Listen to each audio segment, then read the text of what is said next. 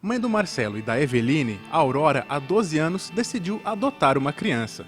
Foi assim que conheceu a Márcia, de apenas 4 meses. A princípio, Aurora e Carlos não notaram nada de diferente com a filha, mas com o passar dos meses, perceberam que a pequena Márcia não se comportava como as outras crianças de sua idade. Com 6 meses, 7 meses, ela não tinha movimento das perninhas. Ela não rolava, porque ela daí já estava com 7 para 8 meses. Ela não tinha movimento das pernas, movimento das mãos. Ela tinha dificuldade para mamar. Ela mamava muito pouquinho. E alimento assim, sólido, era a maior dificuldade. Ela ficava presa na boca e não engolia, né? Daí que a gente foi passando o tempo, falei com o pediatra que cuidava dela, disse, isso daí com o tempo melhora, com o tempo melhora. E quando ela estava com 11 meses, a criança está andando. Muita criança anda, meus filhos andaram com 10 meses e meio, estavam andando. Então, aquilo, sabe, eu ficava preocupada com aquilo. E foi o dia que a gente decidiu levar num outro pediatra, pagar um convênio para ela, e ele foi a fundo. Daí foi aprofundando, disse, essa criança precisa de fisioterapia com urgência. Daí da fisioterapia foi para a hidroterapia, e com 4 anos, como ela não conseguia falar, o pediatra indicou o fonoaudiólogo. E foi assim que ela foi progredindo. A Márcia precisa de alguns cuidados especiais da família. E nem mesmo a descoberta de um problema de saúde diminuiu o afeto da mãe pela filha. Voltar atrás com a adoção não passou nem perto dos pensamentos de Aurora. Não, isso não deu para assustar, não. Inclusive a gente falou assim, a gente vai correr atrás, a gente vai procurar os tratamentos que são possíveis nas nossas possibilidades, né? E foi o que aconteceu, a gente correu atrás. O sentimento aumentou, o cuidado aumentou, né? A gente sempre cuidou dela como ela mereceu. O destino da Márcia foi bem diferente da de outras crianças e adolescentes que estão em abrigos e se encontram na mesma situação. Nos formulários de cadastro, são raros aqueles que se dispõem a adotar quem tenha problemas de saúde. Para estimular a adoção desses jovens, um projeto de lei entrou em vigor em fevereiro deste ano. O Brasil tem cerca de 5.400 crianças e adolescentes que podem ser adotadas. Em todo o país, são mais de 30 mil inscritos no Cadastro Nacional de Adoção, mas apenas 8% dessas pessoas não fazem restrição quanto à condição de saúde dos adotados. São 1.200 crianças e adolescentes com doenças crônicas ou algum tipo de deficiência física ou mental. E são esses processos que a lei vai priorizar. O processo de adoção ele tende a ser mais rápido, ele passa a contar, como alguns outros poucos processos, com a definição legal de prioridade, isto é, são aqueles processos que no momento da sua apreciação ou no momento do seu julgamento, eles têm prioridade, eles têm preferência para um julgamento antecipado. É uma semelhante, por exemplo, a outras previsões que a lei já confere, por exemplo, a ações envolvendo pessoas idosas ou em outras condições especiais, como, por exemplo, as pessoas quando acusadas criminalmente de algum crime e que estejam presas. São processos que passam a ter prioridade. Significam que se chegar junto com outros processos às mãos de um juiz para julgamento, o juiz deve destacar aquele e passar a proferir o julgamento preferencial. O primeiro será julgado na frente. A burocracia atrapalha e o nosso sistema hoje não funciona como deveria. Porque se o deficiente é prioridade e a criança também é prioridade, a gente imagina que deveria ser mais fácil para essa família, ela deveria ter vamos dizer assim, um suporte maior, para que ela tivesse uma motivação maior para adotar. Uma pessoa vai adotar uma criança multideficiente, ela precisa levar ao fisioterapeuta, levar ao médico semanalmente, alimentação balanceada, tratamento, enfim, tudo é muito complexo. Aí você imagina que nem sempre tem o suporte do nosso sistema de saúde, do nosso sistema de educação.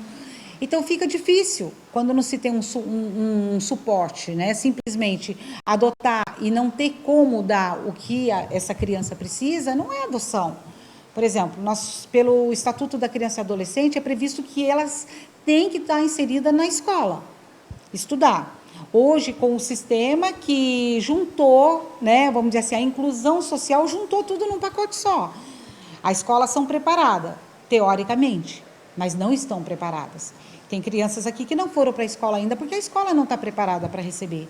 Porque a inclusão, ela só é inclusão quando ela realmente há uma preparação da escola, dos profissionais, do sistema, porque senão é exclusão.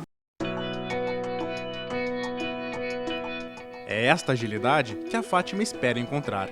Há 6 anos, ela adotou o Ângelo Miguel e o processo ainda não foi totalmente oficializado. Mas o grande receio dela é que esses benefícios fiquem apenas no papel.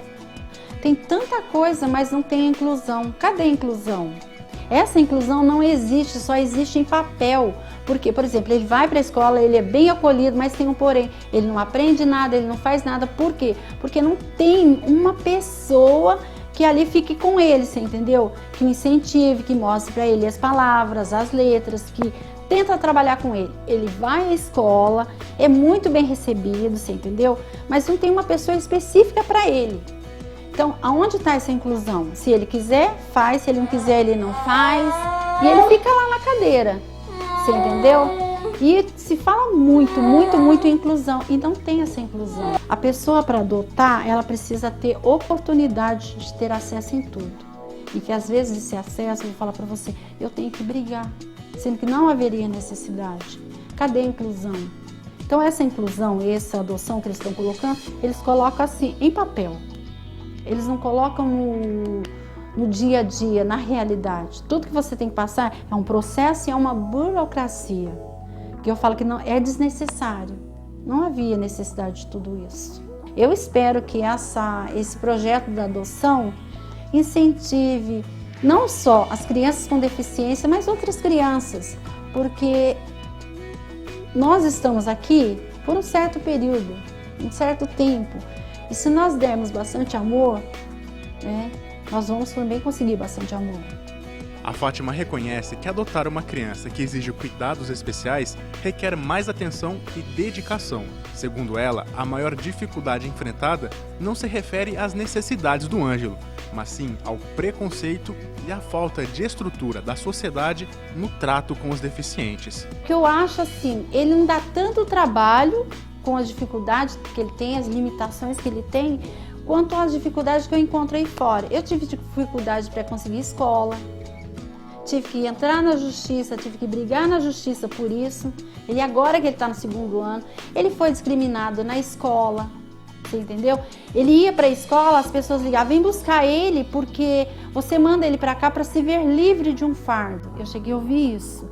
Então, a discriminação maior está na sociedade. Muitas pessoas têm que aprender a lidar com isso. Eu tenho que aprender, porque às vezes eu fico irritada quando eu chego, vejo uma criança no chão, normal, fazendo birra. Ai, que belezinha! E quando ele dá um grito, às vezes, de alegria, porque ele fica feliz, como que você faz quando você fica feliz? Ele dá um grito e as pessoas já olham tudo assim, sabe? E às vezes, muitas das vezes, eu já passei por preconceito de mãe, que vem uma criança até ele, brincar com ele, a mãe tira logo, como se ele tivesse uma doença contagiosa. E não é assim, você entendeu? Aí eu sofro. A Silvia conhece de perto esse despreparo por parte de algumas pessoas. Presidente de uma associação que administra um lar para crianças e adolescentes com múltiplas deficiências, já acompanhou diversas histórias tristes, como violência familiar e maus tratos, e tenta oferecer no lar o carinho que faltou para essas crianças em suas casas. É ser o 2º lar dessas crianças. Por algum motivo elas vieram parar em nossa instituição, né? Por alguma necessidade, a justiça encaminhou elas para cá. E a nossa função aqui é dar qualidade de vida. Dentro da limitação, da deficiência, da necessidade deles, nós vamos dar uma qualidade de vida para essas crianças, né? Então, toda a alimentação balanceada, todo o tratamento, toda a necessidade dessas crianças é suprida aqui dentro, né? Essa é a nossa função. E ela sabe bem como é difícil encontrar um lar para essas crianças. Desde 92, que quando a casa foi fundada, Nós só tivemos um caso de adoção no Lar Salete. As demais crianças ficam conosco, moram aqui, são cuidadas. Nós temos toda uma equipe de suporte e elas ficam aqui conosco. Esse caso foi justamente o do Ângelo. A Fátima e o marido começaram a frequentar o lar para trazer doações de alimentos e roupas. E quando conheceram o sorridente menino, não tiveram dúvidas do que fazer. E foi assim, amor à primeira vista. Minha filha falou, como ele é lindo, e ele era tão pequenininho com 2 anos, que parecia ser um bebezinho. Porque ele pesava 8 quilos e ele era bem pequenininho. Mas estava lá e ela falou, olha como ele é lindo. E nos apresentou, e nessa época para nós assim foi amor assim à primeira vista, sabe? Não teve... Aí nós pedimos para estar ficando com ele aos finais de semana e foi ficando.